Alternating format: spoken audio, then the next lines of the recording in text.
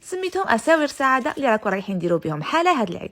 اربحوا معايا نديروهم كيف يجوكم بزاف بنان طريين معلكين وزيت بزاف سهلين. ما كاش كيفاش تشوفوا هاد الوصفه وما تعاودوهاش. تبعوا الحاجه الاولى في بول واسع نخلط كيله تاع بسكوي اللي يلزم تطحنوه مليح، ونزيد له كيله كوفريت مخلطه مع شويه مع كيله تاع قطايف اللي كنت حمصتها في الزبده وزوج مغارف كبار تاع كاكاو مع رشه ملح. نخلط كل المكونات مليح مع بعضهم، وهنايا عندي كيله تاع زبده دايبه اللي حنزيد لها مغرفه معمره تاع شوكولا تختيني ونخلطهم مليح مع بعضهم. نزيدها للخليط ديالي ونعجنو مليح. تحصلوا على خليط بهذا مباشره نروح نشكلها في ليمول. انا راح نستعمل معكم هاد ليمول وانتم تقدروا تستعملوا ليمول تاع السيليكون اذا كانوا متوفرين عندكم في الدار. نشكلهم بهذه الطريقه ونخلي حفره في الوسط. وباش نزيد لهم في البنه راح نستعمل معكم كريمه الفستق من عند غوستو مخيره في المارشي. نعمرها في لابوش باش تجيني الخدمه سهله، وراح نعمر بها كامل الحلوه ديالي بهذه الطريقه. ومباشره نروح نغطيها بالعجينه اللي قعدت لي ونحطها في كونجيلاتور على الاقل نص ساعه تشرب. وفي نفس الوقت ذوبت شوكولا بيضه في حمام مائي وسلام غير معمره تاع كريمه الفستق وشويه مكسرات. نخلطهم مليح مع بعضهم. اذا حبيتوا اللون يكون شويه غامق على هكذا تقدروا تزيدوا كريمه الفستق. ونعاود نولي الحلوه ديالي بعد ما شدت روحها راكم رايحين تنحوها بكل سهوله ونقلاصيها بالشوكولا البيضاء.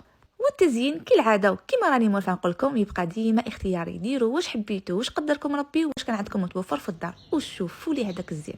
وباش تعرفوا بنتها لازم عليكم تجربوها. شهيه طيبه والسلام عليكم.